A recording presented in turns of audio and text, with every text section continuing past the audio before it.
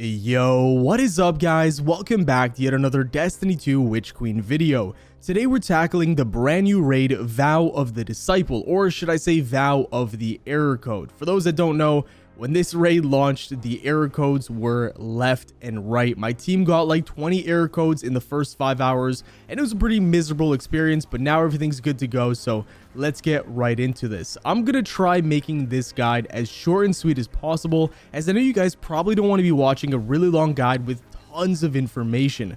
I'll only be going over the vital information and important mechanics so that you can get it done and not waste too much time. For the first section of the raid, I recommend using good weapons for general crowd control. A good loadout example would be a blinding grenade launcher, a spammy SMG, and the Gjallarhorn in the heavy slot. Pair that with Orpheus rigs on the Quiver Hunter and you're golden. Alrighty, jumping into the first section of the raid, we're greeted with an easy Savathun boss that's in our way of progressing through a massive door. Kill her and get on your Sparrow until you reach this pyramid-looking hovercraft. This is essentially a payload, and you have to deliver it to the end of its course by simply standing around it or on top of it. You need to charge it up in a sense. Get on it so it moves to the next location, and then rinse and repeat. There's going to be 6 locations where it needs charging, and then you're going to be done this first part.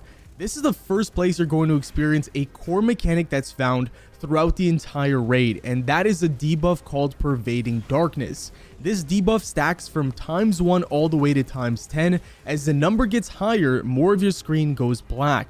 If the debuff stacks reach ×10, you're dead, dude, so don't let it get to that point. If you want the debuff to go down, simply return to the payload hovercraft. Another thing that's introduced to us at this early stage are these orange looking shards called Knowledge.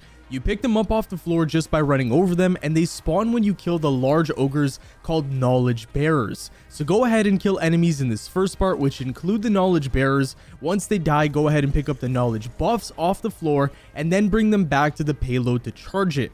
After a little while, the payload will start moving to the next location, and then it's just a simple rinse and repeat. Alrighty, moving on. This is the first real encounter of the raid, and it's very mechanic heavy at first. Similar to the first section, you want to focus on crowd control. That means you don't have to change much in your loadout other than maybe swapping out your primary or secondary for a weapon that can stop unstoppable champions. A hand cannon works just fine. At first, you might be a little intimidated, but once you memorize the symbol names and get a groove, this encounter becomes a total joke. So before I show you this very disgusting photo, please don't cry, because I promise it'll be okay. Voila! This is your homework for today, ladies and gents. You gotta memorize these callouts because you're not only going to need them for this encounter, but also for the next encounter and the boss room. The worst thing in the world is wiping your team because of poor communication or incorrect symbol callouts, so make sure you're all on the same page and know these symbols. Now, if some of these names don't make sense to you, that's totally okay. Go ahead and change the name of these symbols to whatever you want, so long as your entire raid team knows the specific callout. Alright, let's get down to it. There are 3 obelisks in this room that you need to defend and decode. So go ahead and split your team into 3 groups of 2. Each team will go to their corner of the arena and guard their obelisk. You'll notice a couple things right away. Each obelisk has 3 sides, and on each side there's a column of 3 empty slots. All 9 of these empty slots on the obelisk are going to light up on all 3 of the obelisks, and your job is to shoot the correct 3 symbols out of the 9 on one of the obelisks at a time. You'll also notice that right beside the obelisks there are these message boards that will display random symbols. This message board is the first step in figuring out what the correct 3 symbol combination is that you need to shoot, but it is quite a lengthy process. One other very important detail is that around each obelisk there's going to be 3 large rooms with doors that may be open or closed. There's a total of 9 of these rooms, 3 around each obelisk. You'll know it's an important room because it'll have 1 symbol above the doorway. Your message board is going to display a symbol, and that symbol matches 1 room symbol that appears above the door. One person will stay on the obelisk and defend it, while the other person on your team will actively go into these rooms that are being called out by the other 2-man teams in your raid group. Now, before I go into detail on what the person must do inside the room, we have to take a couple steps back and explain some things. First of all, to get one of the 3 message boards to display a symbol, you're going to need to kill a taken knight called the Disciple's Compass. These guys spawn randomly across the map, and sometimes they're on the literal edge. So use your radar, and if you see a red flash, it's likely going to be one of these knights. When the encounter starts, find these guys and quickly mow them down. 3 will spawn per phase, 1 around the area of each obelisk. As soon as this compass knight dies, one of the message boards will light up. The first symbol at the very top is irrelevant. Do not call this out or pay any attention to it. The middle symbol, on the other hand, is the one that you have to call out, and the player not defending the obelisk will run into that room, guns absolutely blazing. Now, if the door to the room is closed, simply call out that you need it to be opened. You can shoot the same one that you shot to start the encounter in the middle of the room. Every time you shoot it, half the doors close and the other half of the doors open. So back to where we were. One player is now entering the room that was called out by an obelisk player. What's next? Well, there's a 3rd slot on the message board at the very bottom, and that should be appearing for the player as he enters the room.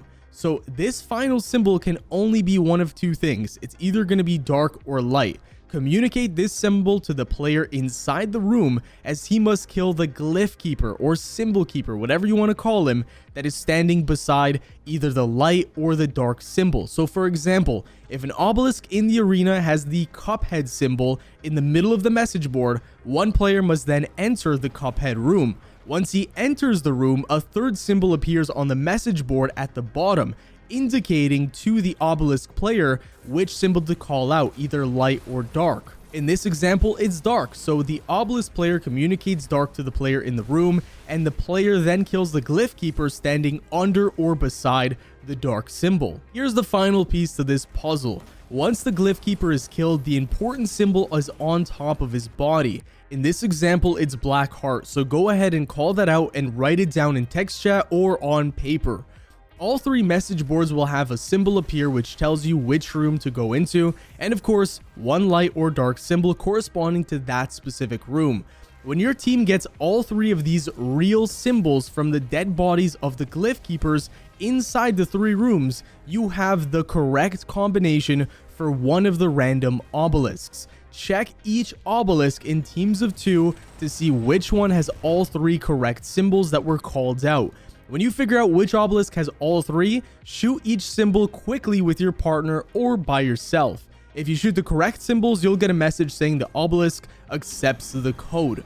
Once this happens, go ahead and rinse and repeat everything I mentioned above 2 more times for the remaining 2 obelisks. Once all 3 obelisks have their symbols successfully shot, the encounter is over.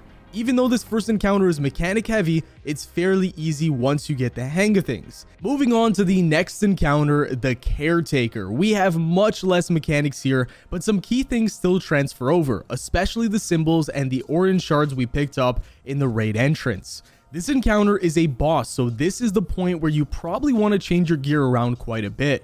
One loadout I really recommend is the Izanagi Sniper, the Funnel Web SMG, and a legendary auto-loading rocket launcher. Pairing this with a Well of Radiance would be great, but again, you can do this boss fight with plenty of other builds and weapons.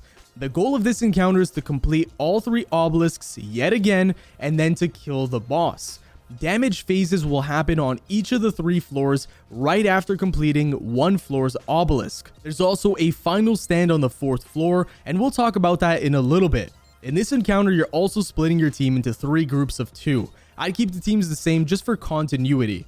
One team of 2 is responsible for stunning the boss and making him less of a problem. They do this by shooting his head when it starts to glow yellow, and then once you shoot the head, the back or his backpack will open up and you shoot it, and that will stun him, dropping him to his knees. The other team of 2 is responsible for clearing as many ads as possible, which is my role in the gameplay that you're currently watching.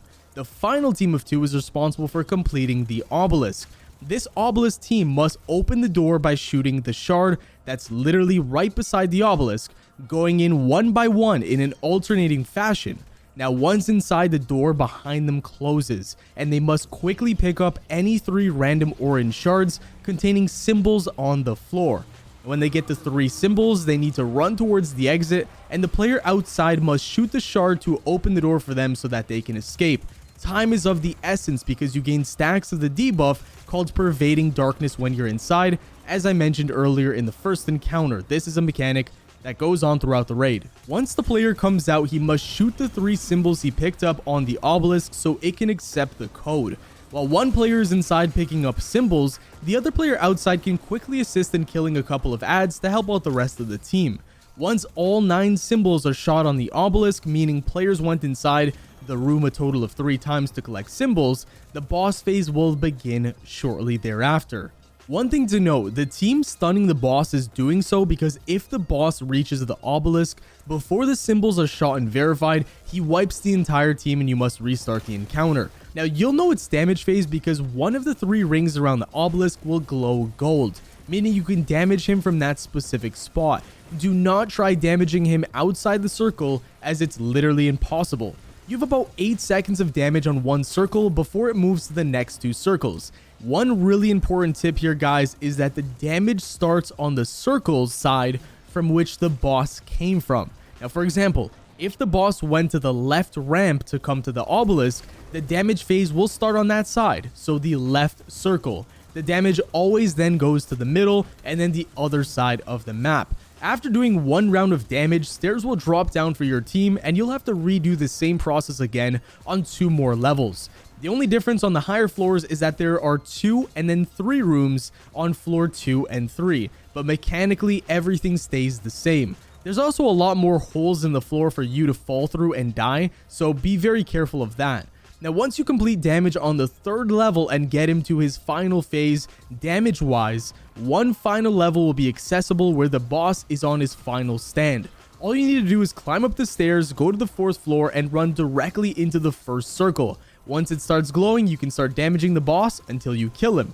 One thing I strongly recommend for this encounter is special ammo finishers for the players on ad duty and potentially even Aeon gauntlets so heavy ammo is made for everybody else on the team.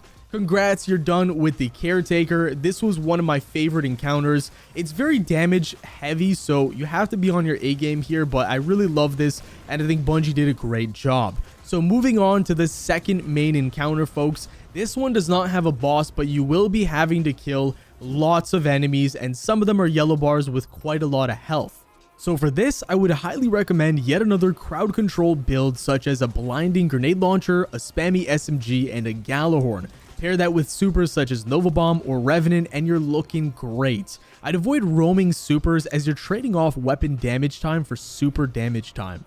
Alright, a lot of mechanics that we've learned up until this point remain, such as the darkness debuff, symbols, doors you need to open, etc. What's different in this encounter is that you're up against the clock and there's now 3 different relics. Your goal here is to kill 2 sets of yellow bar Scorn and Taken glyph bearers, find the 2 common symbols amongst the 2 sets of enemies, and shoot those corresponding symbols on the door to progress to the next room.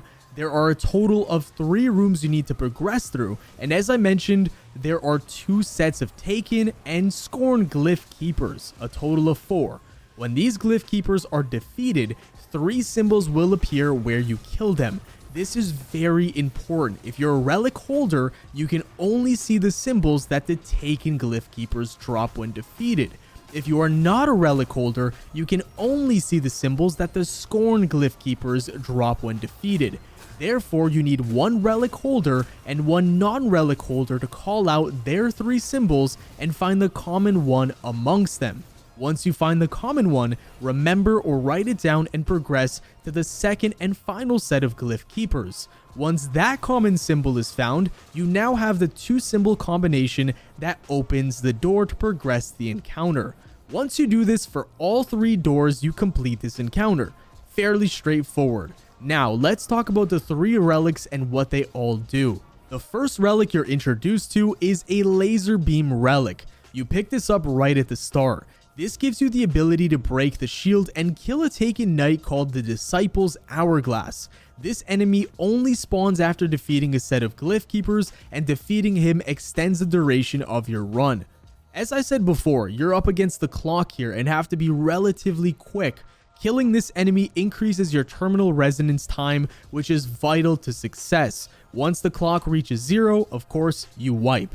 The second relic you get just before entering the first room is the Vault of Glass Shield relic. It's a shield that allows you to block and also attack enemies, but when you do block, it actually cleanses you and your teammates. This is important because with Pervading Darkness, yet again, your team's screens will go black and at times 10 you will die. So the relic holder has to be running around cleansing everybody every so often. Finally, just before the second room, you're going to have access to the third relic, which is a Taken Orb. This orb allows you to break a Taken Blight that connects to multiple enemies, making them immune. The only way to break this Taken Blight is by using the Taken Orb relic. In the second and third room, there will be 4 points where the Taken Blight spawns, 2 on each side. I didn't mention this earlier, but there's also 2 Gatekeepers per side as well. Finally, let's talk about the relic lockouts. After picking up any of the relics, you should not drop it because you will have a 30-second timeout from picking up any other relic. Once you have it, you're committing to that relic for the rest of the room. When you finish a room, you should place the relic simultaneously with your other relic holders. This is important because the timer resets when any relic is placed down into the exchange. The exchange forces you to swap relics with somebody else on your team before entering the next room. I would highly recommend pairing yourself up with another player. In the first room, player 1 uses the relic. In my case, in this gameplay, that is me. In the second room, player 2 uses the relic. And then in the final room, player 1, me, picks up the same relic again. Mixing and matching relic duties with various players is just not a great strategy, and it's better to focus on only 2 roles. The best strategy for this encounter is to split up into teams of 3. One 3-man team goes left and one goes right. The relic holder and Taken Orb relic holder constantly run between left and right to do their jobs. The laser player can stay on one side and kill his specific knight from whichever side he chooses, since the knight is always going to be in the middle of the rooms. It's very smart to save as much heavy ammo and your supers in the first room as possible because it's the easiest to get by. The second room seems to be the most difficult, so I would recommend using all your supers and most of your heavy ammo here. The third room, like the first one, is also quite easy and you have more than enough time.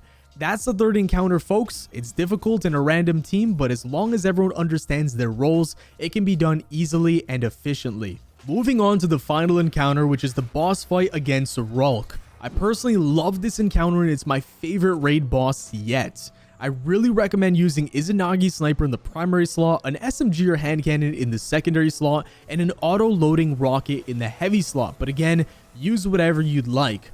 Using a super like the Thunder Crash with the exotic that buffs super damage is great, and Tether is also fantastic. Let's start with the basics, because a lot of the mechanics you already learned are at play here. There are glyph keepers in this encounter, and they do reveal 3 symbols on top of columns once they die, just like the last encounter.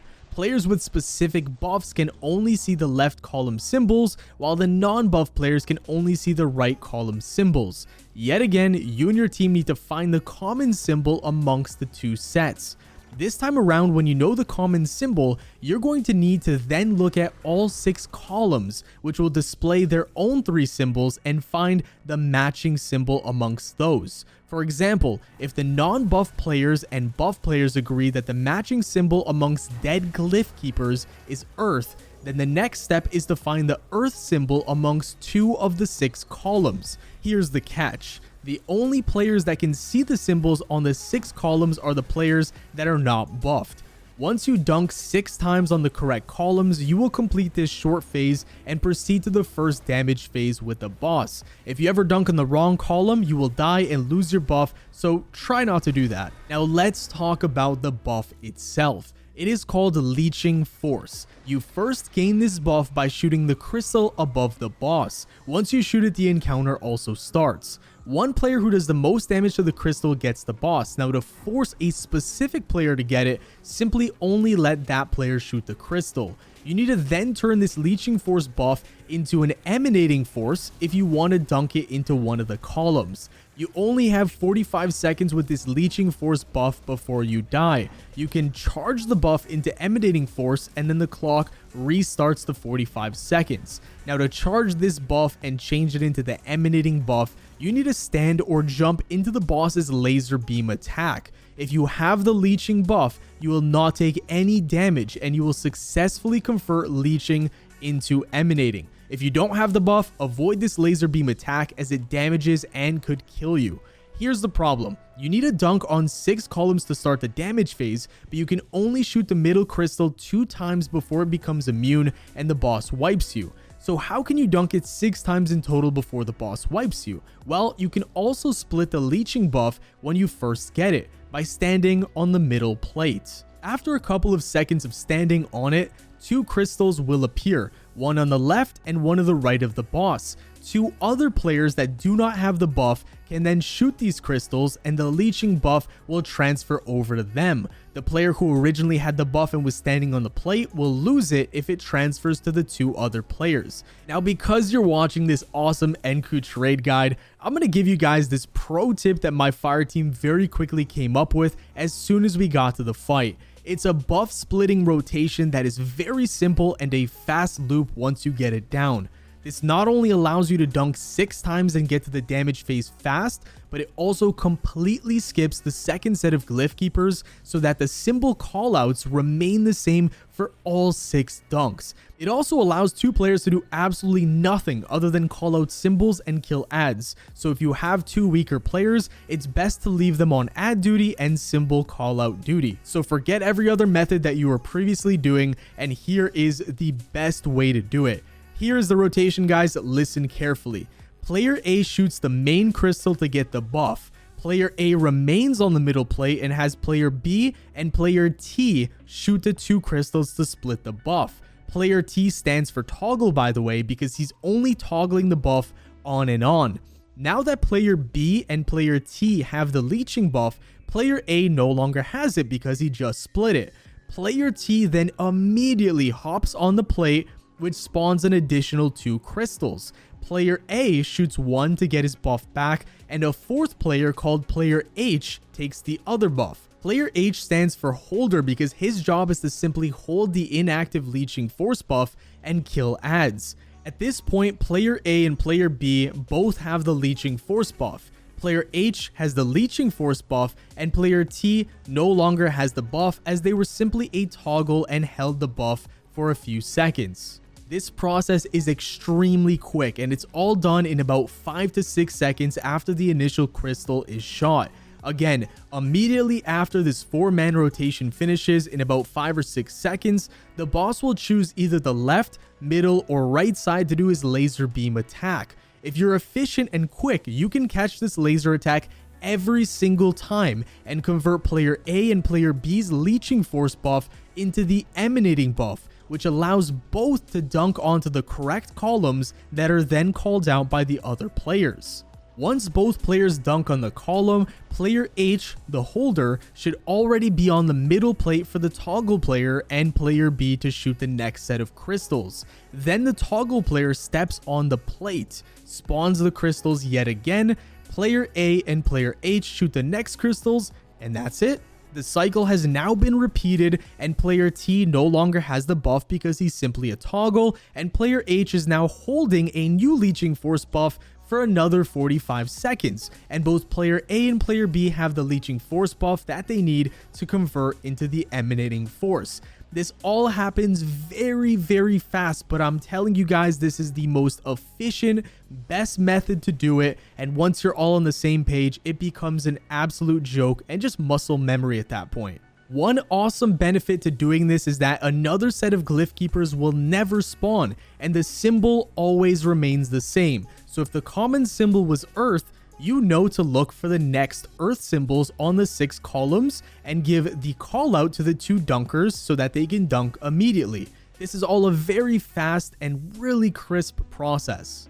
Do this cycle a total of 3 times or 6 dunks, and you have completed this step of the boss encounter. Once this is done, the boss welcomes you to his fighting arena. This boss has 2 different attack styles. Both are almost always projected and can easily be escaped. If he's looking at you and projects his dash attack, simply run either left or right. If the boss does his laser beam attack with 4 or 6 projectiles, you should also run left or right to safety, but also jump high in the air to be extra safe to make sure you never die. In this square room, which I dubbed the fighting arena, all 4 corners have a dunking location. One symbol appears on each corner and is always the same. As soon as you go up the stairs to the boss room, the closest left or L1 is the Traveler. The furthest left or L2 is Pyramid. The closest right or R1 is Light, while the furthest right or R2 is Dark. The way you get Leeching Force during this boss fight is by breaking his glaive or his weapon. Make sure to only have one person breaking it so that there is no confusion or mayhem. Once his glaive is broken, the person who shoots it gets the leeching buff, and then they need to convert it to the emanating buff, just like in the previous step, by simply running into the path of his laser beam attack. Additionally, right after the glaive is broken, the correct symbol appears where the glaive was destroyed, and it's visible for all 5 members who do not have the leeching force buff. They need to keep an eye out for this and simply call it out, and that way the emanating buff player has to then just go to that spot and dunk it in the correct location. Each time a player dunks in the correct location, a spot on his body will glow. 4 dunks are needed in total, and 4 weak spots glow on his body that need to be destroyed after dunking to start the real damage phase. The first 2 weak spots are on his shoulders, while the last 2 weak spots are on his hips. These take a lot of damage, so make sure you're shooting them all together as a team. Be very careful not to break his glaive while you're shooting his weak spots, because that might accidentally give the buff to a player who just doesn't want it. You know it's time for damage when the boss kneels down and the room gets much more red in color. You can pepper him with an SMG to find out exactly when he's damageable, but over time you'll just know the correct timing. Do as much damage as possible while also avoiding his attacks, and then you simply rinse and repeat all the steps I mentioned earlier to get back into the damage phase, which is the fighting room. You have a total of 3 damage phases to get him to his final stand, so make sure you do enough damage. Once you get to the final stand, you have a short time period to fully kill him. Your pervading darkness stacks will rise from 1 to 10, at which point you'll be wiped. It's a good idea to save a couple of rockets and supers to make sure you have enough damage to kill him during his final stand. If you don't, like I mentioned, you will be wiped. And that is it, ladies and gentlemen. Congrats on your raid completion. I tried making this video as short as possible, but unlike previous raids, this one takes a lot of explanation of the symbols, the obelisks, and other mechanics. If there's anything I missed, feel free to comment down below, but this video contains all the information you need to complete the raid rather efficiently. If you enjoyed, definitely smash that like button, as I'd greatly appreciate it. Subscribe for daily Witch Queen content, and I'll see you guys in the next one. Peace.